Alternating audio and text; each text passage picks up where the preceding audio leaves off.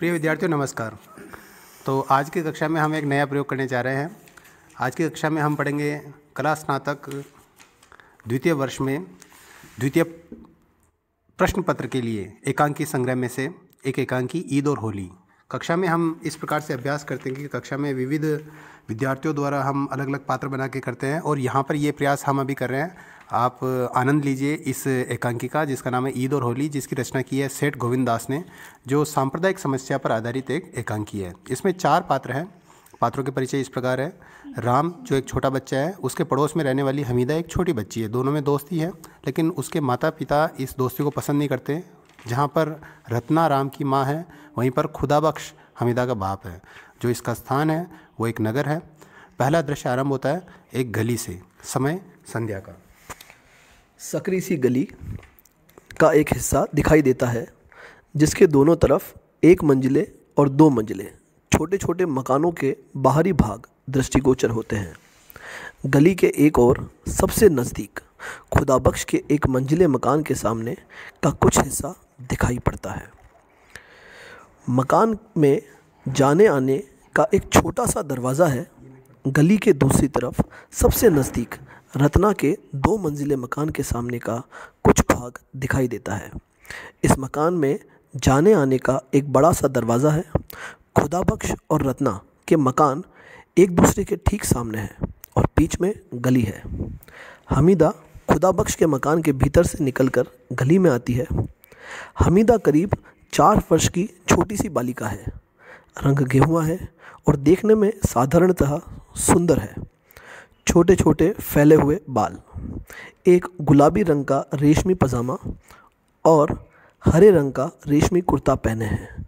कानों में चांदी की बालियां हैं। हमीदा के हाथों में पत्ते का दोना है और उसमें मैदे की बनी हुई सिवैयां हैं। रत्ना के मकान से नज़दीक जाकर जोर से चिल्लाते। रत्ना के मकान से राम निकलता है। उसकी उम्र भी हमीदा के बराबर ही है, पर कद में वह हमीदा से कुछ ऊंचा और शरीर में भी कुछ मोटा है। रंग गेहुआ है और देखने में बुरा नहीं है। एक सफ़ेद जांघिया पहने हैं, उसके ऊपर वैसा ही कुर्ता। हमीदा को देखकर, हो अम्मू? हाँ, आज ईद जेतिया है अम्मू? ईद ती छिमैया। ईद ती छिमैया?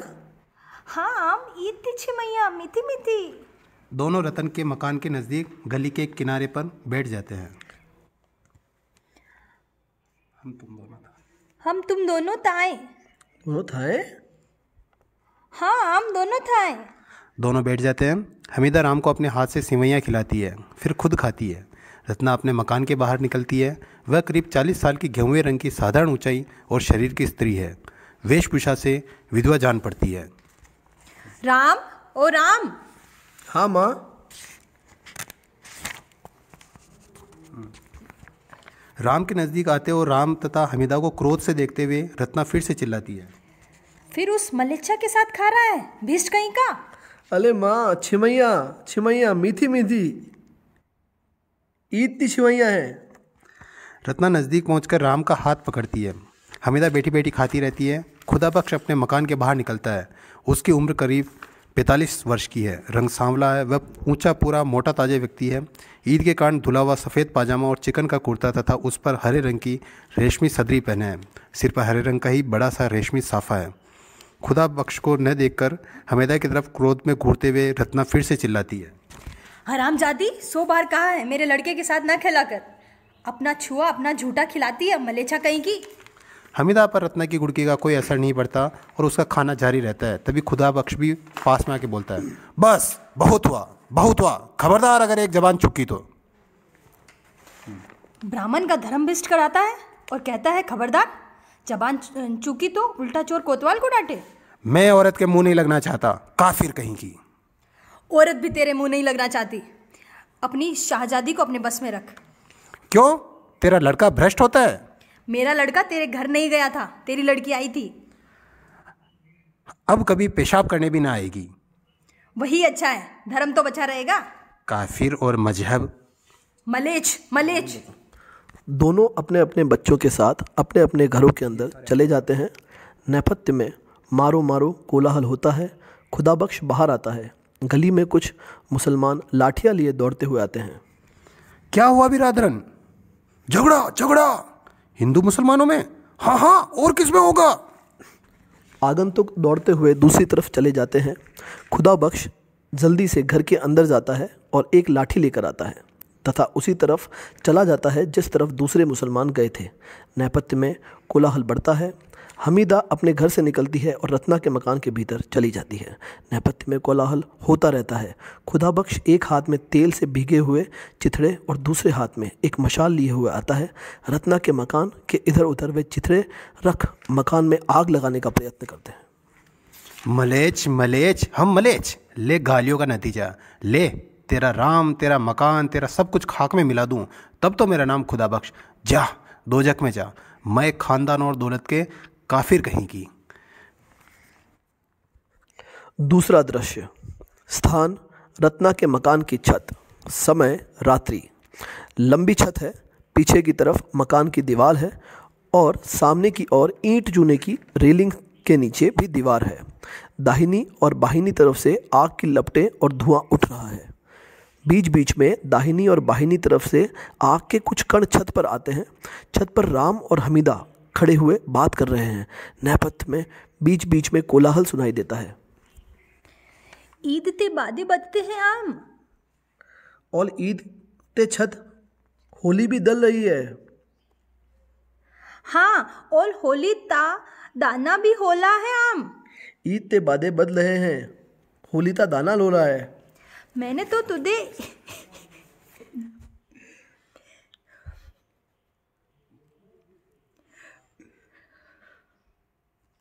दोनों बच्चे, छोटे छोटे बच्चे खेल रहे हैं और उन्हें जानकारी नहीं कि दंगा हो चुका है और शहर में आग भड़क चुकी है। दोनों बच्चे छत पर बैठे बैठे आपस में बातें कर रहे हैं। अब फिर से हमीदा, मैंने तो तुझे ईद ती चिमैया खिलाई थी।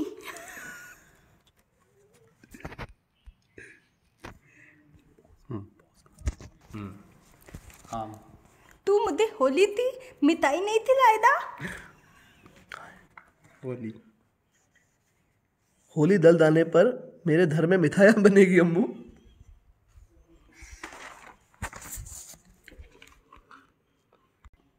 अले होली तो पास पास आती है। कैसी अच्छी लाल लाल पीली पीली। तो अब आग उनके नज़दीक आने लगती है। आगे के कण और नज़दीक आने लगते हैं। जुदनू आम जुदनू। नहीं छोना, हमू छोना। नेपथ्य में जोर से हमू हमू शब्द होता है। अब्बा पुताल रहे हैं आम। अब्बा। माँ बुला रही है हमू माँ। हाँ अब्बा। अरे कहाँ है हमू, कहाँ? आम अब्बा मुझे ढूंढ रहे हैं। हाँ माँ। अरे कहाँ है?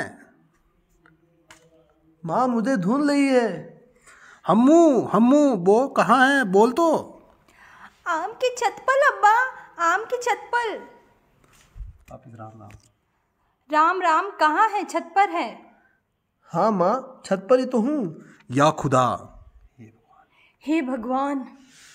राम और हमीदा उसी तरह ताली बजाकर नाचते रहते हैं। आग की लपटें और नज़दीक आती है। सामने की दीवार की कार्निस पकड़कर कठिनाई से खुदा बख्श चढ़ता हुआ दिख पड़ता है। धीरे धीरे खुदा बख्श छत पर पहुंचता है। खुदा बख्श को देखकर हर्ष से चिल्लाकर उसकी ओर आते हुए, ओ अब्बा अब्बा। कमबख्त, तू यहाँ क्यों आई? तेलने तो अब्बा, आम ते छात तेलने तो। मरने को बेशऊर। और आम तो इश्ती अम्मा ले दाएगी। मैं अपने पहलों से सीधी से उतर आता हूँ। राम छत की दाहिनी तरफ जाने लगता है जिधर से आग की लपटें आ रही है। हाँ जा, अपने पैरों से सीढ़ी से उतर कर जा। राम बढ़ता है उसी ओर देखते हुए। ठहर ठहर ठहर राम ठहर। राम, जो आग की लपटों के बहुत नज़दीक पहुंच गया है, रुक जाता है। खुदा बख्श दौड़कर उसकी तरफ आता है और उसे दूसरी गोद में उठा रेलिंग में बैठे हुए अपने साफे के नज़दीक आकर हमीदा और राम को अपनी दोनों भुजाओं से अपने दोनों तरफ के पसवाड़ों में दाब हाथों से साफे को पकड़ नीचे उतरने का प्रयत्न करता है। दोनों तरफ से आग की लपटें खुदा बख्श के नज़दीक पहुंच जाती है। तीसरा दृश्य। स्थान गली। समय प्रातःकाल। दृश्य वैसा ही है जैसा पहले दृश्य में था। अंतर इतना ही है कि रत्ना के मकान का बहुत सा हिस्सा जल गया है, आग अब बुझ गई है। रत्ना के मकान के नज़दीक ही गली के एक किनारे पर राम और हमीदा बैठे हुए हैं। दोनों के बीच में मिठाई का एक दोना रखा है और दोनों उस दोने में से मिठाई खा रहे हैं। खुदाबख्श और रत्ना का प्रवेश। दोनों बच्चों को मिठाई से खाते देखकर मुस्कुराकर खुदाबख्श कहता है, बहन, राम फिर भ्रष्ट हो रहा है। नहीं भाई, सच्चा धर्म सीख रहा है। शर्त यही है कि बड़े होने पर भी ये इसी मजहब को माने। दोनों कुछ देर चुप रहकर एकटक बच्चों की तरफ देखते हैं। बच्चों की पीठ उनकी तरफ रहने के कारण बच्चों उन्हें नहीं देख पाते। कुछ देर निस्तब्धता रहती है। भाई, तुमने राम की जान बचाकर जो जस मुझ पर किया है उसे मैंने नहीं बहन, मैंने तो राम की जान लेने के लिए ऐसी बात नहीं रखी जो उठा न रखी हो। उस परवरदिगार ने उसकी जान बचाई। बहन, जब मैं छत पर उसे छोड़ और हमीदा को लेकर आने का इरादा कर रहा था, बल्कि राम को आग से खाक होते देख जीने से उतर कर आने की सलाह देकर हमीदा को ले उतरने का इरादा कर रहा था, उस वक्त बहन। हाँ, उस वक्त भाई। उस वक्त मैं ऐसा कर ही ना सका, जैसे किसी ने मुझे ऐसा न करने के लिए मजबूर कर दिया। बहन, यह खुदा का पैगाम था, खुदा का पैगाम। खुदाबख्श चुप हो जाता है। रत्ना उसकी तरफ देखती है। कुछ देर निस्तब्धता रहती है। कुछ ठहरकर, खुदा ने राम को मेरे हाथ से बचवाकर तुम्हारे मकान जलाने के मेरे गुनाह को मुआफ कर दिया। मलेच्छ ने काफिर का मकान जलाया था, भाई खुदाबख्श ने बहन रत्ना का नहीं। इन बच्चों ने हमें मलेच्छ और काफिर से भाई और बहन बना दिया। बच्चे कदाचित मैली आत्माओं को पवित्र करने की भगवान की देन है। राम और हमीदा जो अब मिठाई खा चुके हैं, उठते हैं और खुदाबख्श और रत्ना की तरफ घूमते हैं। माँ। अब्बा। राम और खुदाबख्श और हमीदा को रत्ना गोद में उठाते हैं। क्यों बेटा, हमू को मिठाई खिलाई? हाँ माँ, इसने कल मुझे ईद की सेवइयाँ खिलाई थी। आज मैंने इसे होली की मिठाई खिलाई है।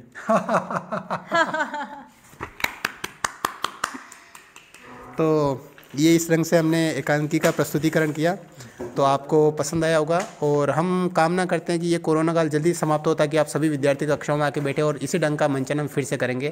बहुत बहुत धन्यवाद। एकांकी के संबंध में अगर कोई प्रश्न हो तो आप अपने कमेंट बॉक्स में लिखें, और अगर इसी ढंग